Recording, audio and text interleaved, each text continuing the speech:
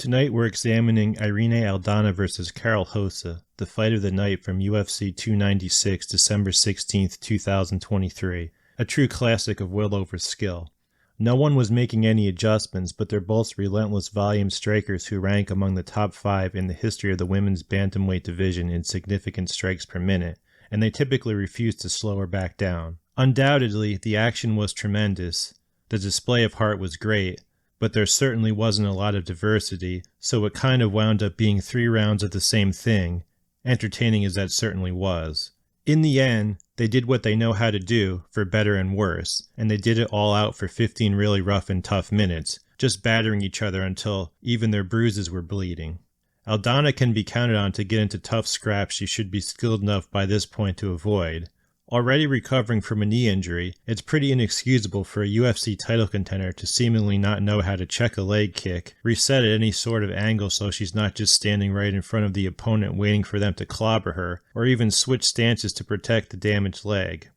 After the fight, Aldana said she trained to swallow the pain and keep going forward, and that all the kicks she sustained hurt but just made her tougher.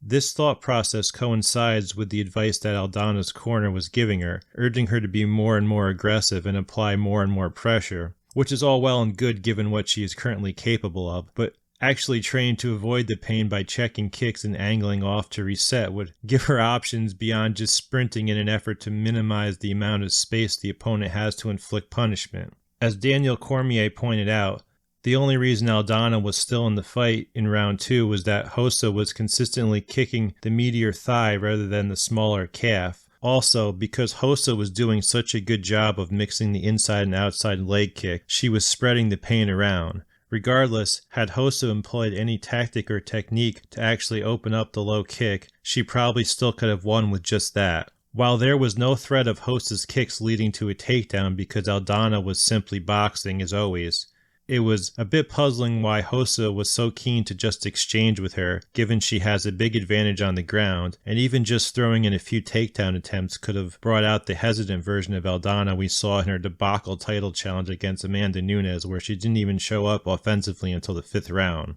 Rosa really only tried 1 takedown at the start of round 3 though. While I certainly enjoyed this gritty and grueling, no retreat, no surrender, high-paced all-action stand-up brawl, it probably would have been even more awesome had Rosa had any answer to Aldana's boxing pressure beyond waiting for Aldana to give her any space so she could chew up Aldana's thighs with low kicks, and had Aldana been able to do anything beyond relentless pressure boxing.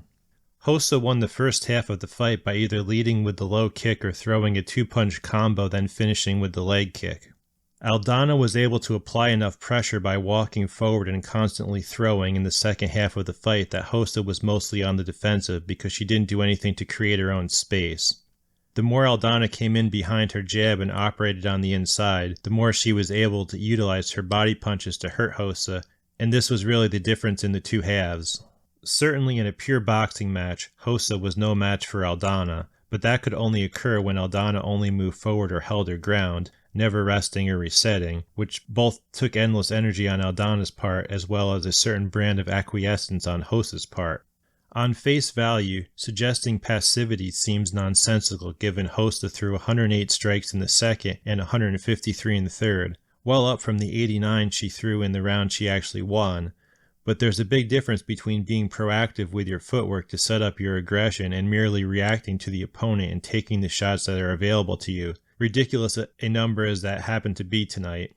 In a sense, the most impressive aspect of the fight was Aldana's perseverance. Her commitment to moving forward throughout, which only grew as the fight progressed, would have been incredibly impressive even had she not been taking so much damage back that absolutely should have slowed her down. I honestly don't know how she was able to keep moving on this leg, but again, the fact that she was only getting more effective as the fight progressed should have been a sign to Rosa to look elsewhere. After 2 rounds, 80 of the 93 strikes Aldana landed were to the head, while 52 of the 99 Rosa landed were to the leg.